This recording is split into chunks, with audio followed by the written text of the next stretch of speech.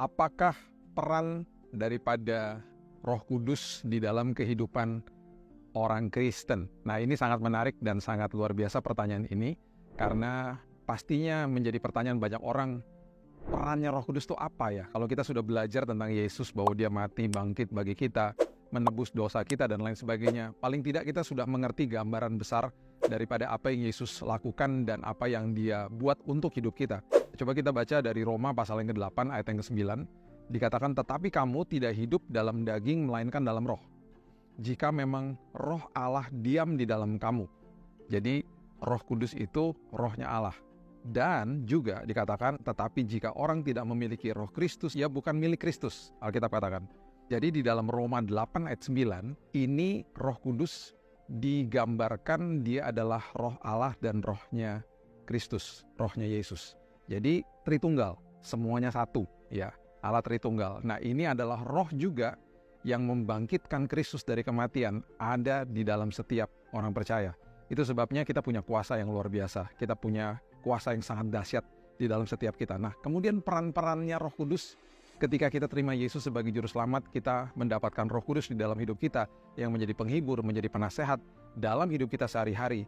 Apalagi perannya dia dalam hidup ini. Dikatakan di Titus pasal yang ke-3 ayat yang ke-5, pada waktu itu dia telah menyelamatkan kita, bukan karena perbuatan baik yang telah kita lakukan, tetapi karena rahmat-Nya oleh permandian kelahiran kembali dan oleh pembaharuan yang dikerjakan oleh Roh Kudus.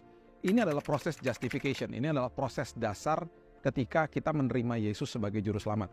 Ya, ketika kita menerima Yesus dengan iman kita sebagai Juru Selamat atas hidup kita, ya, Roh Kudus yang menetap di dalam hidup kita ini, Roh Kudus yang kemudian menjustify, membenarkan kita, yang tadinya kita berdosa, ditebus, kemudian kita diingatkan, kemudian kita dinasehati, kita dihibur sama dia.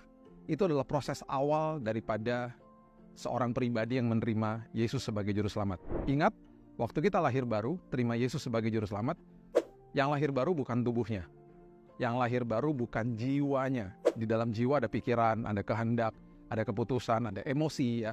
Bukan itu yang lahir baru. Yang lahir baru rohnya, roh kita yang lahir baru. Yohanes 3 ayat 5 dan 6. Jawab Yesus, aku berkata kepadamu, sesungguhnya jika seorang tidak dilahirkan dari air dan roh, ia tidak dapat masuk ke dalam kerajaan Allah.